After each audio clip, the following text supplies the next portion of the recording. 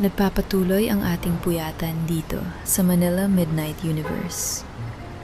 Nandito pa rin tayo sa rooftop ng isang lumang building sa Sampaloc, kung saan ang tanging liwanag ay ang paminsan-minsang guhit ng kidlat sa langit.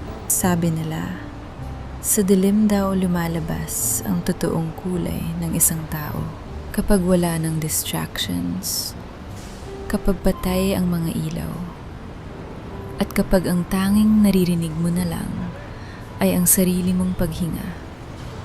Doon mo malalaman kung ano ang tinitibok ng puso mo.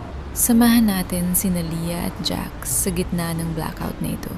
Hawak ang isang mug ng malamig na kape at isang uling na handang gumuhit ng mga pangarap.